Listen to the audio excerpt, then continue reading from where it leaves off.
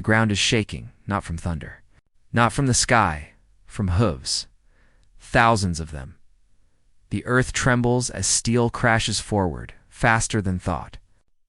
The sound is unbearable, iron grinding, men shouting, horses screaming in panic. Dust blinds the eyes. Breath burns the lungs. Orders are shouted, then swallowed. Someone stumbles. Someone falls, and they are gone. Lances lower. Armor locks into place. The charge begins, unstoppable, inevitable. It has never failed before, not once. This is how wars are won. This is how knights rule the battlefield until today. A sharp crack cuts through the noise. Then another, short, sudden, final. Horses collapse without warning. Riders tumble. The perfect formation breaks apart like glass. Confusion spreads faster than fear. The charge slows, then stops. Men look around, searching for the enemy, but see nothing. No clash of swords. No heroic duel. Just smoke drifting in the air. And bodies that no longer move. Another crack. Another fall. Panic sets in. Knights turn back. Some try to retreat. Others press forward, desperate to regain control. But the ground ahead feels cursed. Every step forward costs something: a horse, a friend, a future. And somewhere ahead, unseen and unmoving, a small force waits silent, disciplined, ready. This was supposed to be a slaughter. It was supposed to be quick. So why were the knights dying? Without ever reaching the enemy? The year is 1503. Europe stands at the edge of transformation, though few realize it. Kingdoms still believe in the old rules of war: armor, honor, cavalry charges, noble blood. For centuries, heavy knights have dominated every battlefield they touched. Their presence alone decides victory. Southern Italy has become a chessboard of empires. Spain and France are locked in a brutal struggle for control of Naples, a land of wealth, ports, and power. Armies march through villages already stripped bare by previous campaigns. Civilians flee. Crops rot in fields. Every road carries rumors of violence. No side trusts the other. French commanders believe their army is unstoppable. Their strength lies in numbers, tradition, and confidence. Their knights are veterans, men trained from childhood to kill from horseback. They wear the finest armor Europe can produce. They have crushed armies larger than this one. The Spaniards are different. Their force is smaller, poorer, less glamorous. Many consider them desperate. Their soldiers lack noble titles. Their equipment looks outdated. Their numbers are laughable by comparison, but they hold one advantage. Position the battlefield near. Cerignola is not open plains, it is broken land. Slight rises, ditches, rough ground that looks insignificant. Until horses try to cross it at speed, both sides know a battle is coming. Both sides feel it. French scouts report Spanish movement, but nothing alarming. No signs of retreat. No dramatic preparations. Just quiet. Two quiet Spanish commanders order trenches dug. Earthworks reinforced. Fields reshaped. It looks defensive, even fearful. The French misread this. They believe the Spaniards are buying time, waiting to be overwhelmed, waiting to die. The tension thickens as hours pass. Soldiers sleep with weapons beside them. Prayers are whispered at night. No one knows who will strike. First, the old world and the new one are about to collide, and only one of them will survive. They are not. Knights. They do not wear shining armor or ride war horses bred for battle. Most of them come from farms, towns, and ports scattered across Spain. Men hardened by labor, hunger, and long campaigns far from home, they are infantry. Each morning begins the same way. Equipment checked. Powder measured carefully. Silence enforced. Discipline is strict. Mistakes are punished quickly and publicly. There is no room for error. Their weapons are strange to many watching. From afar, heavy, unreliable, slow to reload. Firearms, Some soldiers distrust them. Others fear them. They spit smoke, burn hands, and fail without warning. But when they work, they change everything. Training is relentless. They drill not for glory, but for timing, for patience, for control. They learn to stand still while cavalry charges toward them, to wait, to resist instinct, to fire only when ordered. Panic is the enemy. Their commander knows this. He knows his men cannot outrun knights, cannot outfight them hand to hand. Their survival depends on one thing: holding the line. Every rule is enforced. Break formation, punishment. Fire early, punishment. Turn your back, punishment. The men talk quietly at night. About home.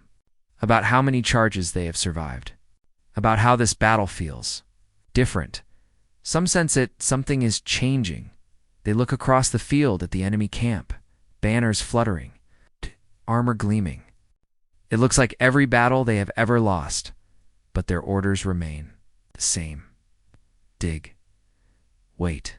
Hold asterisk the hours before the battle feel wrong, not loud. Not dramatic, wrong in quieter ways. The air hangs still over the field near Cerignola. No birds circle overhead. No messengers ride back and forth shouting updates. Even the wind seems uncertain, shifting direction without warning.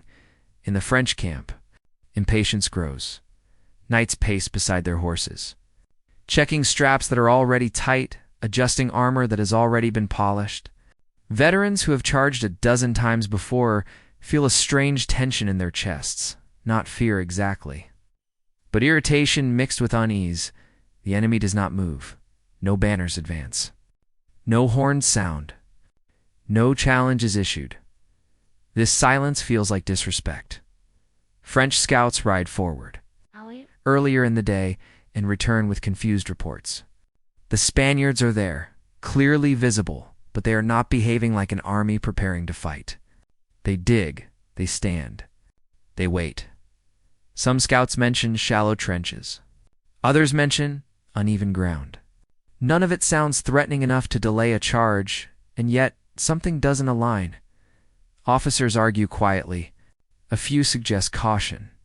The terrain is unfamiliar. The ground looks softer than expected. The Spanish line appears oddly calm, too calm for men so badly outnumbered. Those voices are ignored. Numbers decide battles.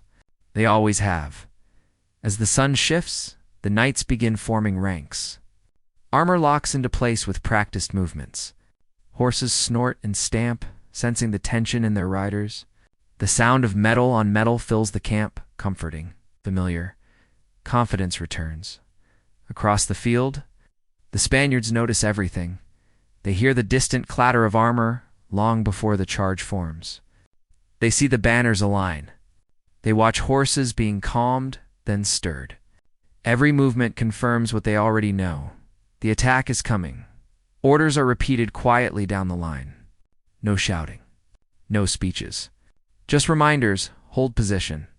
Wait for the signal. Do not fire early. Hands tighten around weapons.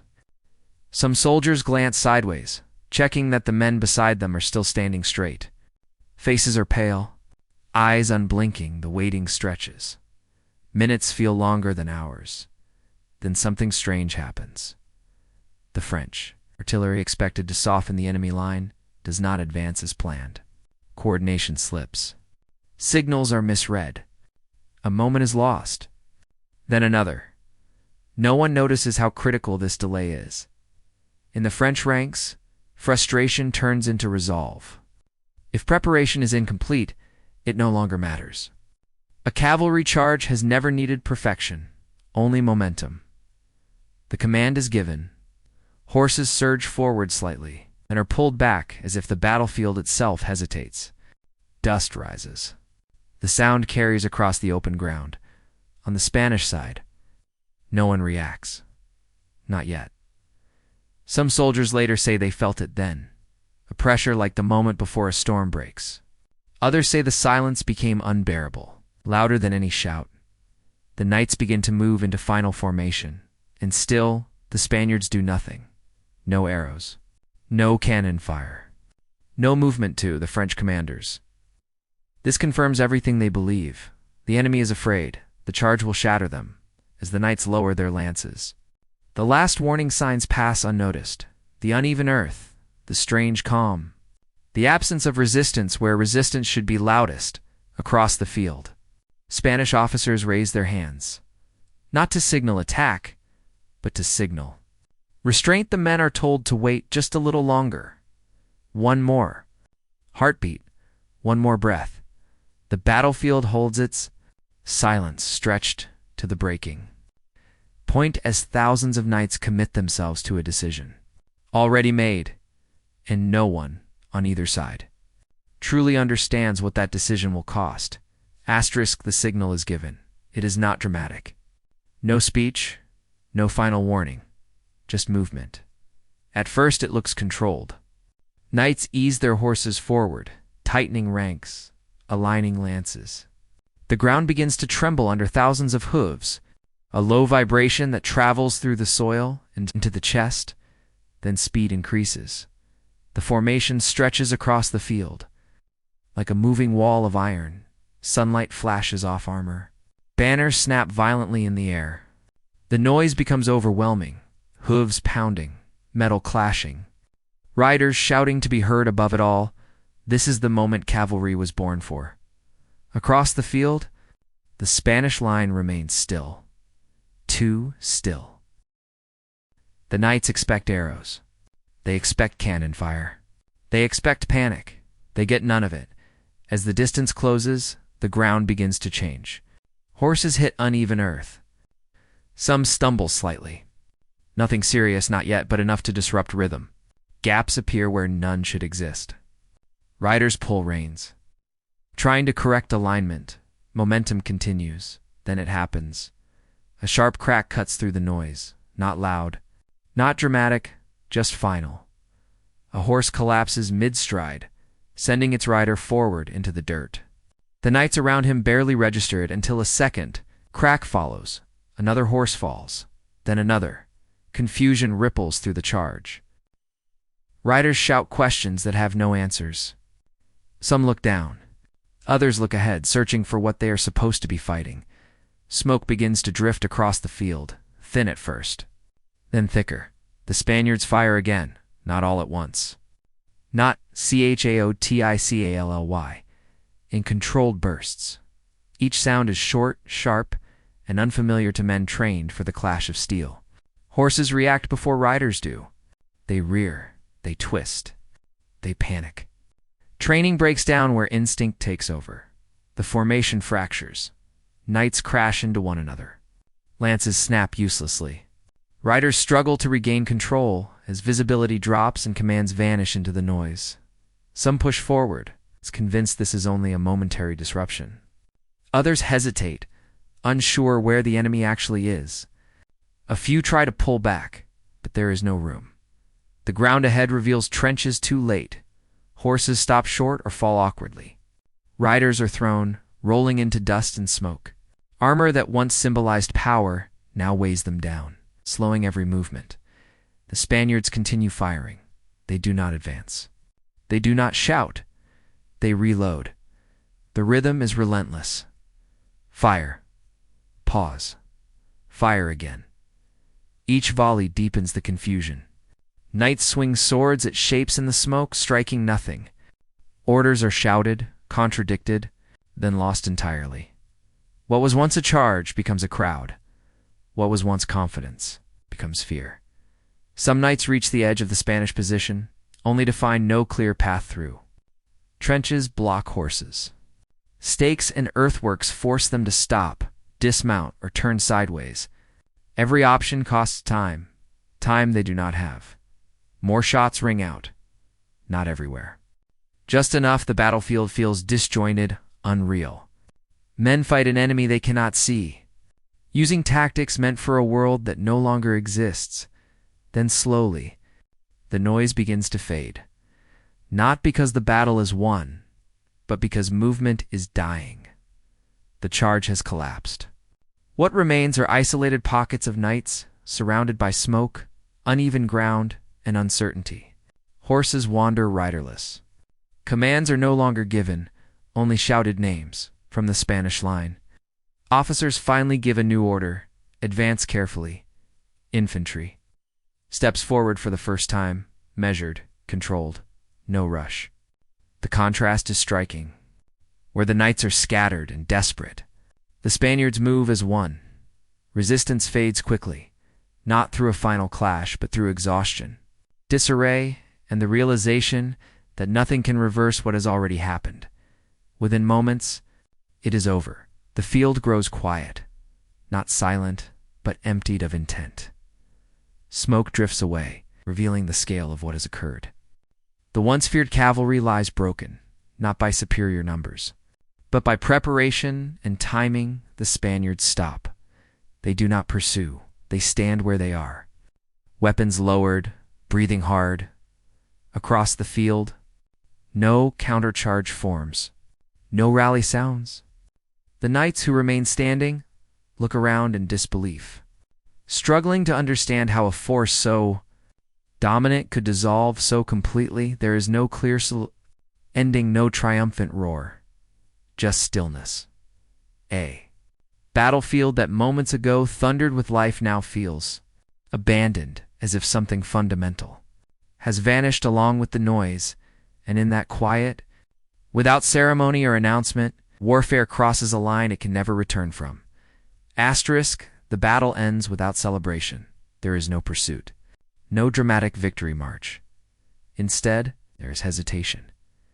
Spanish officers hold their positions longer than necessary, scanning the field as if expecting something else to happen. Orders are delayed. Flags remain lowered. The silence feels unstable, like it might break at any moment. Only after time passes. Do small groups move forward carefully? They walk among abandoned horses, shattered lances, and scattered equipment. The ground is uneven, torn apart by hooves and hurried movement. Smoke still lingers in pockets, blurring shapes and distances. The first reports are confused. Numbers do not match. Timelines contradict. Descriptions change depending on who is speaking. Some French knights are found far from where they should be, as if the charge dissolved unevenly. Others appear to have turned back too late, trapped by their own formations. A few are missing entirely, no clear trace of where. They went during the chaos. Spanish commanders begin questioning their own men. Not aggressively, precisely. They want details. When did the firing begin? How close were the knights? How many volleys were fired before movement stopped? Answers vary. Some soldiers swear the enemy broke almost instantly. Others insist the charge lasted longer. A few admit they lost track of time completely. The sequence of events blurring together under pressure, French officers conduct their own reckoning. Survivors are gathered. Statements are taken. The same questions are asked again and again, and each time the answers shift slightly. One knight claims the ground gave way beneath the horses. Another insists the smoke caused panic. A third says the charge should never have been ordered at all. Blame circulates. Was it poor coordination? Faulty intelligence? A failure of command?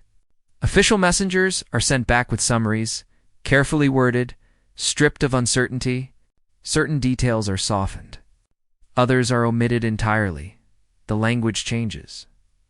What was first described as a sudden collapse becomes a temporary disruption. What looked like confusion becomes unexpected resistance. Words are chosen to preserve. Reputations observers from other regions take quiet interest. They walk the field, measure distances, examine trenches, ask questions no one wants to answer directly. They do not argue. They simply write. The Spanish, for their part, are restrained. They do not boast. They do not exaggerate. Their reports focus on discipline, positioning, and timing. There is no emphasis on heroics. No named champions. Just method. This restraint draws attention. Why minimize such a victory? Because something about it feels dangerous. If word spreads too clearly, if the mechanics are understood too well, then every army in Europe will begin to question its foundations. Cavalry dominance. Noble warfare. The idea that tradition guarantees success, so the story is shaped. In some records, the French numbers are reduced. In others, the Spanish defenses are described as unusually strong. Certain innovations are mentioned vaguely, without detail. Time passes, documents are copied. Originals are lost. Marginal notes disappear. Later historians struggle to reconcile sources that should agree, but don't. The battlefield itself offers no clarity. Rain erases tracks. Farmers reclaim the land. Trenches collapse. The earth smooths over what happened as if trying to forget. What remains is uncertainty. A battle that ended too quickly. A defeat to complete. An explanation that never fully settles. Military thinkers continue to debate it in private correspondence. Some see it as an anomaly. Others sense a warning, one that will repeat if ignored, but no official conclusion is ever announced. No clear lesson is declared instead. Cerignola becomes something quieter and more unsettling, a reference point. A moment officers speak of carefully, if at all. A battle acknowledged, but not examined too closely, because the deeper the investigation goes, the harder it becomes to deny a simple truth. The old rules failed, and no one is ready to admit what replaces them. Asterisk in the years that follow. Cerignola refuses to settle into a single explanation. Commanders, chroniclers, and military thinkers return to it again and again, each convinced they see the truth until doubt creeps in. One theory rises above the rest. According to this view, nothing mysterious happened at all. The Spaniards chose their ground perfectly. Trenches disrupted the charge. Uneven earth broke momentum. Infantry held discipline, while cavalry relied on speed. The result was inevitable. On paper, it makes sense. Maps support it. Measurements confirm it. Modern analysts nod in agreement. But then the contradictions appear. If terrain alone decided the battle, why had cavalry dominated similar ground for centuries? Why did seasoned French commanders, veterans of countless engagements, misjudge it so completely? And why do eyewitness accounts describe the collapse as sudden, not gradual? Asterisk strategy explains part of Cerignola, not all of it. Another explanation points to technology. Firearms, still primitive and unreliable, were used with precision and discipline never seen before. The Spaniards did not fire wildly. They fired with intent, targeting horses, timing volleys, controlling fear. This theory argues that Cerignola marks the true death of medieval warfare, the moment when gunpowder replaced steel. But here too, the records resist simplicity. Firearms had existed for decades. Cannons had shattered castles long before 1503. Handguns had appeared on battlefields. Before yet, cavalry continued to dominate. So what changed here? Why did weapons long dismissed as secondary suddenly become decisive? And if this was truly the turning point, why did so many armies refuse to acknowledge it openly? The technology was not new. The way it was used might have been. Some historians focus not on weapons or terrain, but on the human mind. This theory suggests the knights were defeated before they truly understood what was happening. The unfamiliar sound of gunfire, horses falling without visible attackers, smoke obscuring reality, commands dissolving into confusion. Fear spreads faster than any weapon.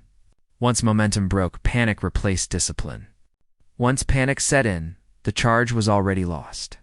Yet this explanation raises its own questions. If morale was the key, why didn't the knights recover? Why didn't smaller groups rally and adapt? Why did confidence so deeply ingrained in knightly culture evaporate so completely, so fast? Psychology explains the collapse, but not its totality. The most unsettling theory appears only in fragments, letters, marginal notes, suppressed commentary. It suggests Cerignola revealed something too disruptive to be widely accepted. That traditional military hierarchies were obsolete. That noble birth no longer guaranteed battlefield dominance. That disciplined common soldiers, using coordination and restraint, could erase centuries of warfare tradition in a single afternoon. If this were openly acknowledged, entire systems would collapse. So the truth was softened.